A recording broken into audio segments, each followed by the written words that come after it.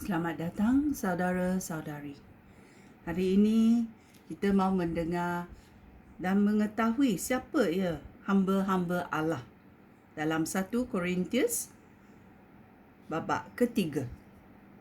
Saudara-saudara aku, sebenarnya aku tidak dapat bercakap dengan kamu seperti bercakap dengan orang yang mempunyai roh Allah.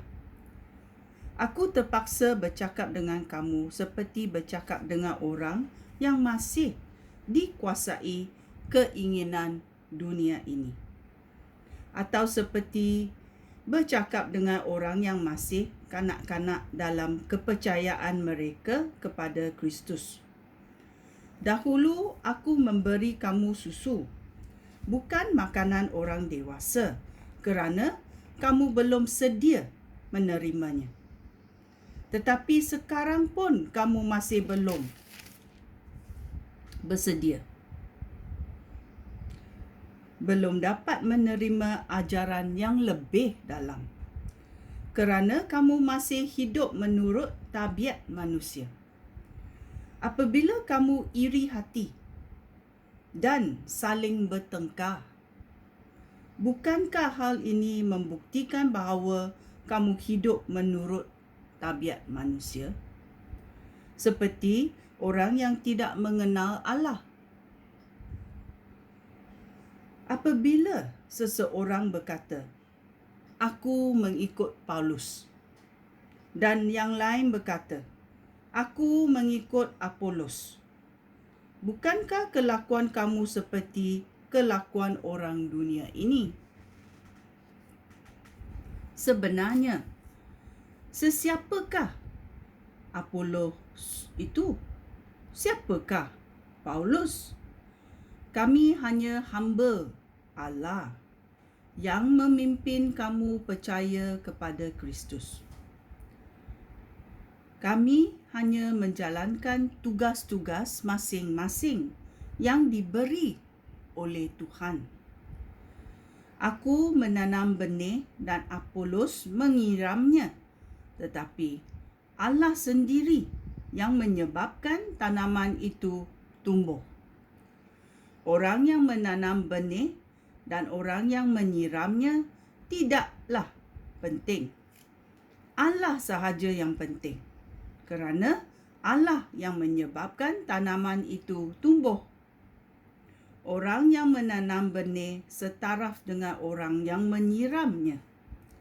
Allah akan mengurniakan pahala menurut kerja masing-masing.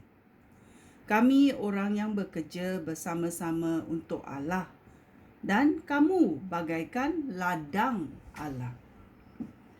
Kamu juga bagaikan bangunan Allah.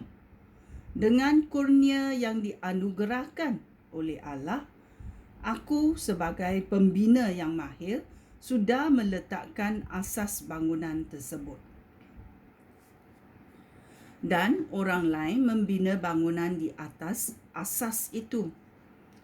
Tetapi setiap orang haruslah membinanya dengan cermat, kerana Allah sendiri sudah menempatkan Yesus Kristus sebagai satu-satu asas bagi bangunan itu, dan tidak ada asas yang lain. Ada orang yang menggunakan emas perak atau batu permata untuk mendirikan bangunan di atas asas itu. Ada juga yang menggunakan kayu, rumput kering ataupun jerami.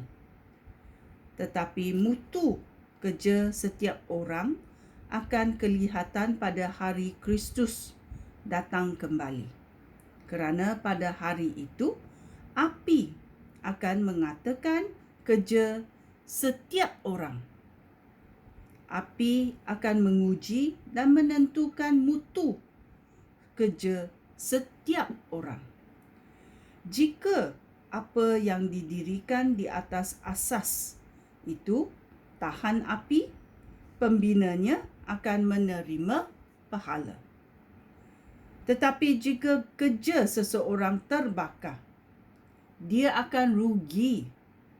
Dia sendiri akan selamat, seperti orang yang melepaskan diri daripada api. Tentu kamu tahu bahawa kamu tempat kediaman Allah, kerana Roh Allah tinggal di dalam kamu. Oleh itu, jika seseorang memusnahkan tempat kediaman Allah, Allah pun akan memusnahkan orang itu, kerana tempat kediaman Allah itu khas untuk Allah dan kamulah tempat kediaman Allah. Janganlah sesiapa pun menipu diri sendiri. Jika sesiapa antara kamu menganggap dirinya bijak menurut penilaian dunia ini, biarlah dia menjadi bodoh supaya dia menjadi benar-benar bijaksana. Hal itu demikian kerana apa yang dianggap oleh dunia sebagai kebijaksanaan sebenarnya sesuatu kebodohan di sisi Allah. Di dalam Alkitab tertulis, Allah memerangkap orang bijak dengan kepintaran mereka sendiri. Ada tertulis juga, Tuhan tahu bahawa fikiran orang bijak itu sia-sia. Oleh itu, janganlah seseorang pun membanggakan perbuatan manusia.